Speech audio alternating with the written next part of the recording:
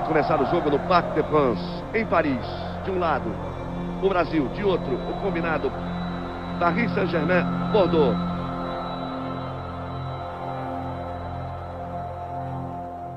Uma semana antes dele morrer, teve o jogo Brasil-França no Parc des Princes, que ele deu o pontapé inicial, e que eu estava de repórter de campo. E foi a última vez que eu vi o Senna. E era programada uma foto, que seria do Ayrton junto comigo, os dois possíveis tetras. O Brasil tetracampeão de futebol e o Ayrton Senna tetracampeão da Fórmula 1. Um tetra na Fórmula 1 era muito mais certo do que o tetra da seleção brasileira, porque Ayrton Senna, na melhor equipe do mundo, que era a Williams, era tetra garantido para nós. A gente vinha de 24 anos sem ganhar uma Copa do Mundo. Ganhamos em 70, então... E a gente fez tipo um pacto ali na hora, não, vamos ganhar, mas você também tem que ganhar o tetracampeonato. Aí a presença de Ayrton Senna não leva nenhum jeito pra coisa. Deu o pontapé inicial, vai voltar para a tribuna. Quando o Ayrton deu o pontapé inicial, ele saiu correndo, tem uma imagem dele que ele vai indo, e ele falou, ó, acelera daqui que eu acelero de lá, vamos acelerar junto.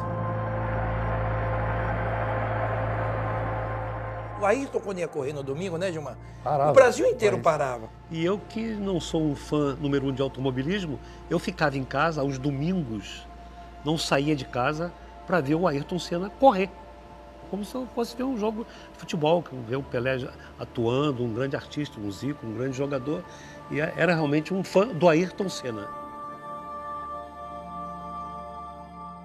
Se algum dia saiu alguma coisa minha de sentimento sem ter sido pensada, sem nada, foi acrescentar ao nome dele a palavra Brasil.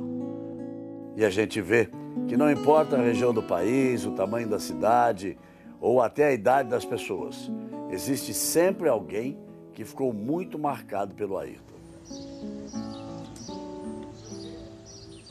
São milhares de recortes. Ele em Angra, ele viajando, ele de férias. Eu tenho tudo sobre ele, não só de Fórmula 1, sobre a vida particular, pessoal, familiar dele.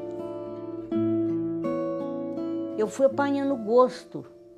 Eu tirava a página, punha lá, comprava Globo, Estadão, às vezes Folha de São Paulo, e o Jornal do Brasil, que foi um grande jornal também, né?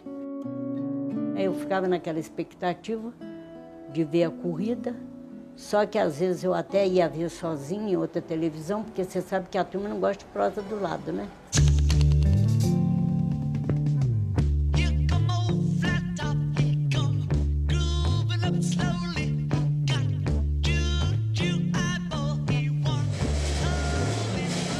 Aquele pôster, na verdade, eu só fui ter coragem de montar aquele quebra-cabeça muitos anos depois da morte dele, né?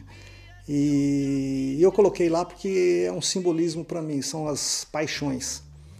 A paixão pelos meus carrinhos antigos ali e a paixão pelo Ayrton Senna. Eu acho que o esmero daquela restauração, aquela perfeição, acho que tem tudo a ver com ele, que sempre procurou guiar de uma forma perfeita, sempre tentou buscar a perfeição em tudo que fazia.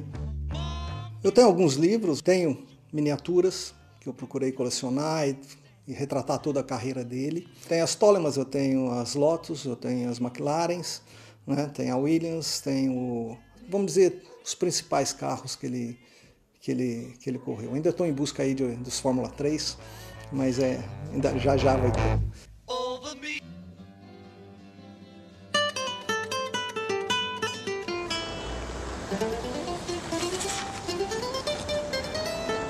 Ó, a gente tem um mural do Ayrton Senna, né? Tem o carro, a McLaren dele, um busto dele, né? Aqui, olha só, rapaz. Essa aqui que deu trabalho lá em Mônaco, aquela vez lá. Tem a foto dele levantando o troféu, lógico, né, cara? Tem as fotos do primeiro carro que ele guiou, que foi a Williams, no teste, eu tenho a foto. Tenho ele na Lotus. Olha a cara dele. Você acha que ele tá satisfeito ali?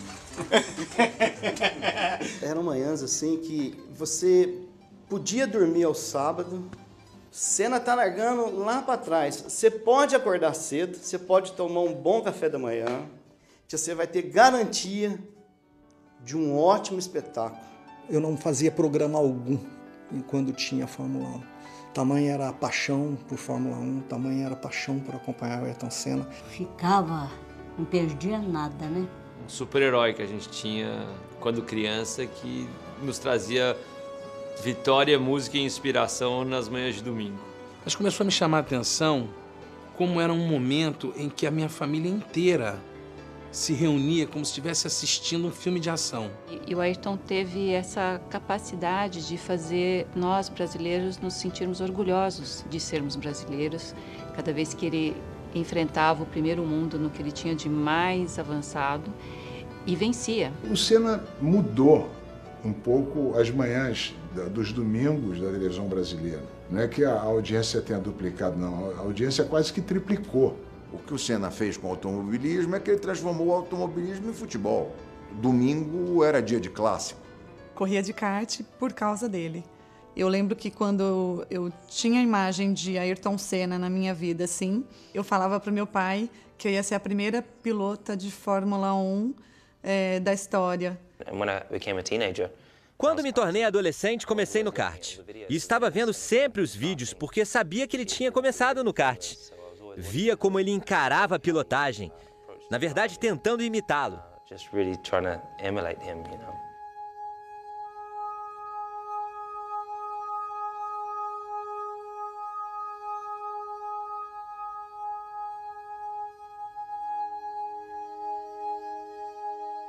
Pude conhecê-lo pessoalmente, a família, o pai, a mãe, todo mundo ia acompanhar ele nas corridas e ele era um fenômeno, estava ganhando tudo naquela época. Ele teve uma escola muito boa, né? Porque o pai dele deu a ele condições dele treinar muito. Quando o Ayrton foi pela primeira vez para o Mundial de Kart, tinha uma regra lá que cada país tinha que ter uma pintura ou uma cor especificamente. O meu pai falou, não, vamos fazer o capacete amarelo inteiro, que vai se destacar, e como estamos em pouco tempo, vamos fazer essas duas faixas como se saísse do olhar. Então fica verde, amarelo e azul.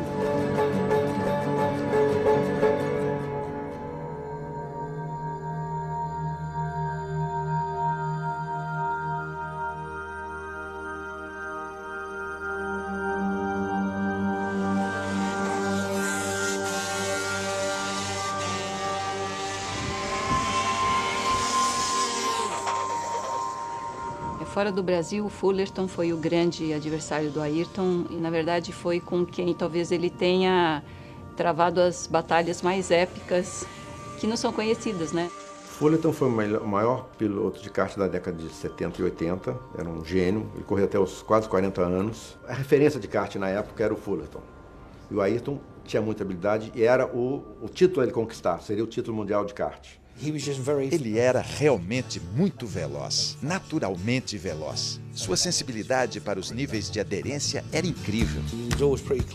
Foram sempre disputas muito limpas, duras, difíceis, mas sem colisões. Pela primeira vez, a FIC, a Federação Internacional de Kart, colocou decibelímetro nos cartões que o kart não poderia passar de 110 ou 115 decibéis. E por alguma razão, o kart do Ayrton passou dos 110 e ele foi punido em algumas posições que influenciaram no final da corrida para ele não poder chegar à semifinal, à final, com colocação que ele poderia ser campeão. O negócio dele era correr e ganhar. E foi com o Fullerton que ele viveu isso. Se ele continuasse no kart, ele ia se tornar um piloto mais refinado. Mudaria com o passar dos anos. Eu não segui o mesmo caminho porque meu irmão mais velho morreu numa corrida de motos e minha família sofreria muito se eu corresse de carro, moto ou qualquer categoria mais perigosa do automobilismo. Então eu tinha alguns anos de experiência para usar a meu favor e foi isso que eu fiz. A razão mesmo de eu me dar bem contra ele foi experiência. Quando Ayrton pensou em ir para a Inglaterra para poder disputar um campeonato, meus pais não eram a favor disso, mas acabaram concordando como uma experiência, né, para ele. Quando ele falou que queria correr de carro, eu falei, mas você não pode, você é muito estabanado, você não sabe, ali é uma coisa de precisão. Né?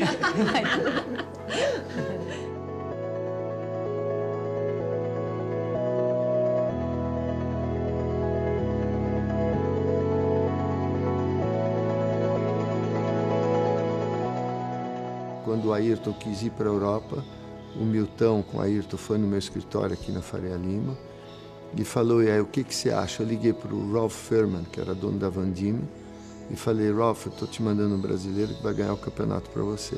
Cuida bem dele. Mas não deu outra.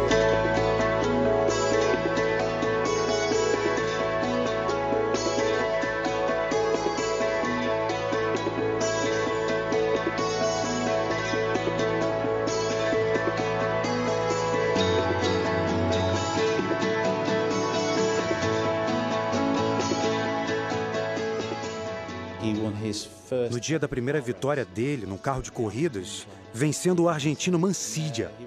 Ele estava com a jovem esposa Lilian. A luz estava bonita, era março. O sol brilhando e batendo direto no rosto deles, abraçados e se beijando. Eu mostrei a foto e ele ficou muito feliz. Foi assim que eu comecei a trabalhar com ele.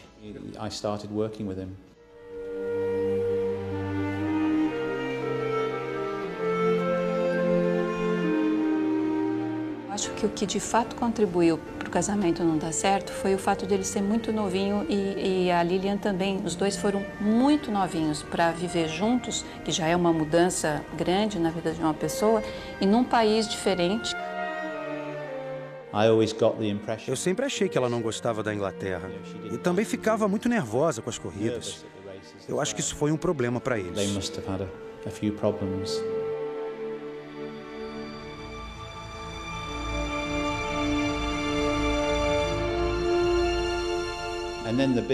E aí a grande surpresa em Brands Hatch. Estou parando, estou abandonando o automobilismo. Eu estava fotografando e perguntei, como assim abandonando? Você está ganhando tudo quanto é corrida. Ele disse, mesmo que eu ganhe todas as corridas, ainda assim eu não conseguiria patrocínio para continuar. Não quero que meu pai continue pagando. A família não queria mais que ele corresse. E ele parou e foi trabalhar na metalúrgica do pai. E virou um menino absolutamente triste. Voltou para os negócios da família e ele exercia tudo isso, só que sem brilho, como se fosse uma lâmpada apagada. Meus pais, vendo isso, chegaram à conclusão que era melhor deixar ele viver essa vida, que não é o que eles gostariam, mas era algo que era muito importante para o Ayrton. Eu estava em casa quando recebi um telefonema em fevereiro de 82. Estou de volta.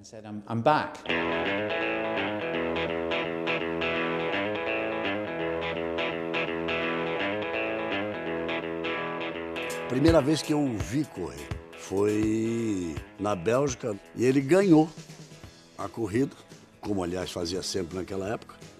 E aí se aproximou e disse assim, o senhor que é o senhor Galvão Bueno? Ele falou, eu sou o Ayrton Senna da Silva. O senhor ainda vai ouvir falar muito de mim e ainda vai transmitir muita corrida minha. Eu nunca vi alguém com a confiança dele. É um negócio assim extraordinário. A gente pensa dia e noite em automobilismo, então a gente treina 2, 3 vezes por semana, às vezes 4. O Ayrton, como na época acontecia com a grande maioria dos pilotos brasileiros, não foi descoberto pelos brasileiros, foi descoberto pelos ingleses. Então, uma manchete nos jornais ingleses que passou a chamar a atenção do brasileiro. Quer dizer, a manchete era assim, Silverstone, em vez de Silverstone. E nós fomos para lá transmitir ao vivo para a Globo uma corrida de Fórmula 3. Ou seja, já se tinha a certeza de que ali existia um grande campeão e que ia fazer a diferença. Ayrton venceu as 9 primeiras. E aí eu me dei conta de que o cara tinha uma percepção da aderência da curva antes de chegar, não no meio da curva.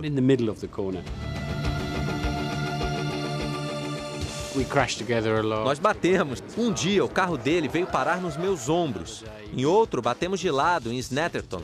Por 2 vezes ele recebeu anotação de direção perigosa em sua licença de piloto. E ele ficou muito bravo. 30 anos depois, o automobilismo inglês ainda comenta aquela temporada. Se tornou algo que todo mundo gosta de lembrar.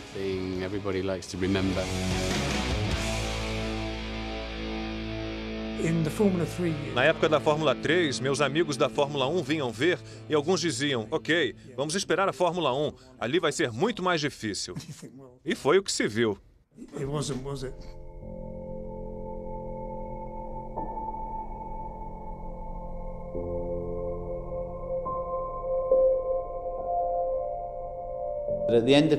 No final de 1983, o Frank Williams entrou em contato com ele e ofereceu um teste em Donington. Sem compromissos, só uma oportunidade dele testar um carro de Fórmula 1 pela primeira vez. Ali não teve como, né? Não ficar fã de uma pessoa que, com aquela idade que ele tinha, com aquela confiança toda, naquele momento dele ali. Ele não tinha certeza se ele ia conseguir a vaga na Williams, como acabou não conseguindo, porque não existia a vaga. Aí entramos junto no caminhão. Ele passou debaixo do carro, olhou para cá, olhou para lá. E ele vai e bate na lataria do caminhão e fala: é hoje. É hoje. Estava escrito, me lembro muito bem, no painel, né? Cuidado, piloto novo, né? Brincadeira bem inglesa. A primeira resposta foi normal, a segunda ele já... Eu acho que Deus está me dando um presente. Eu vim esperando há muito tempo. Isso é um sonho que há muito tempo eu tenho e que está sendo realidade hoje. O momento se prolonga, como se durasse horas. A emoção de Ayrton é sentida até pelos mecânicos. O carro sai do box, devagar.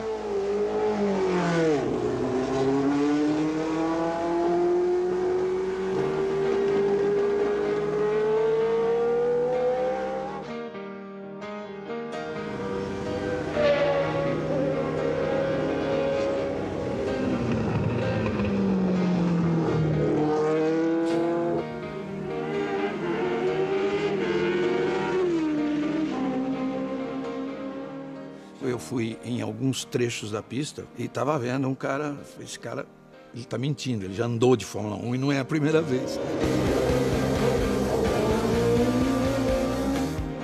Assim que eu saí do boxe, eu achei uma potência enorme, mas com 2, 3 voltas eu já estava acostumando a pegar.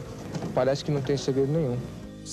Não fechamos porque a gente devia ter contrato para 84, mas claramente Frank qualificou Ayrton como um piloto fora do comum. Seria um passo muito grande sair da Fórmula 3 e ir direto para uma grande equipe. Não seria nada fácil.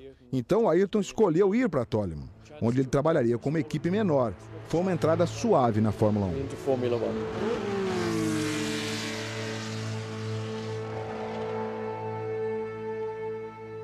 E sem dúvida não é um carro para ganhar uma corrida. Ele não vai ter condições de competir contra uma Ferrari, uma Renault, uma Brabham, mas um carro para subir no pódio. Mas acho que o boom mesmo, assim, Kaya Lame ele já tinha mostrado o início todo do que seria a carreira dele. Ele já conseguiu a façanha de marcar ponto. E é bom lembrar que... Só marcavam 6. Eram só 6 que marcavam pontos, né? A bandeirada preta e branca para Niclauda. Terminada a corrida, vai no parque fechado, para o carro e ele não saía do carro. A gente ajudou ele a sair do carro, porque ele sozinho não sairia. O braço, assim, totalmente enrijecido.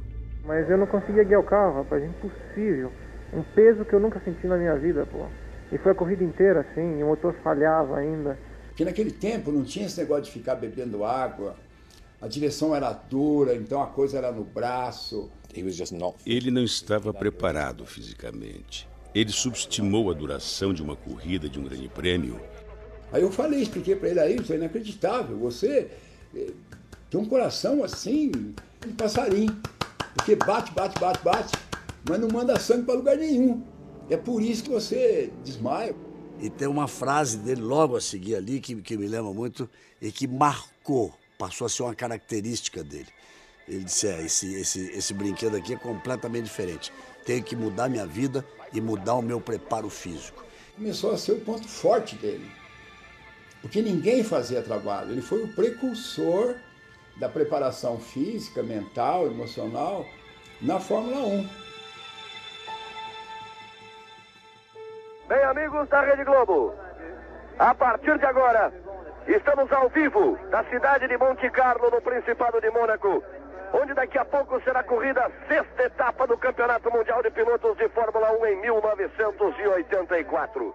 Ele, com uma Toleman, fez um estrago num grande prêmio memorável e aquilo despertou atenção. E acho que todo mundo que curtia a Fórmula 1 olhou um para a cara do outro e falou, opa, o cara é bom. Ayrton Senna está na 7ª fila. O Carlos tem dificuldade na largada. Mansell bateu quando liderava e Prost era o líder. Prost vai recuperar a ponta. Está mandando forte demais o Mansell. O Ayrton se segurando, vai para terceiro. Ele foi muito bem em Mônaco. Foi uma corrida incrível. E imediatamente nós percebemos que o Senna era especial. Vai tentando colocar do lado de fora. Vai com muito apetite e passa por Niki Lauda. Incrivelmente rápido. Ele sabia o que estava fazendo. E daquele momento em diante, ninguém teve uma carreira tão fora do comum como ele. Dá um show em Monte Carlo brasileiro Ayrton Senna. Um tal de Jacques X, um belga, viu que o Alain Prost ia perder aquela corrida. Aí resolveu dar uma ajudinha, né, ao francês e terminou a corrida. Vai ser dada a bandeirada para Prost. Ele lentamente vai parando. Não, o Ayrton passou direto.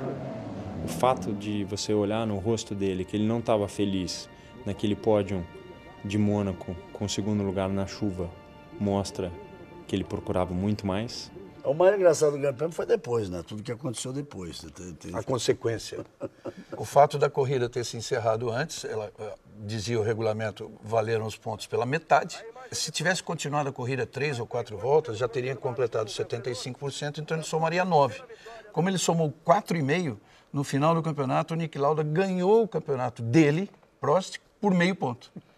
Ou seja, se o Jack Hicks tivesse deixado seguir a corrida, o Ayrton teria conquistado a vitória naquela corrida.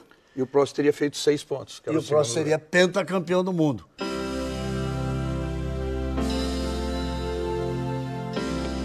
A Toleman foi um período de aprendizado. Foram 3 pódios, o que era um grande resultado. Foi um bom carro para o Ayrton aprender a ser um piloto de Fórmula 1, porque ele realmente aprendeu e cometeu erros sem estar no centro das atenções. Saiu Ayrton Senna, bateu forte, aí você vai vendo. Vinha muito bem na prova Ayrton Senna. Eu era um fã do Prost, mas o Senna era diferente. E aí ele consegue a ultrapassagem na freada da paddock. Mostrou tudo que sabe aí Ayrton Senna.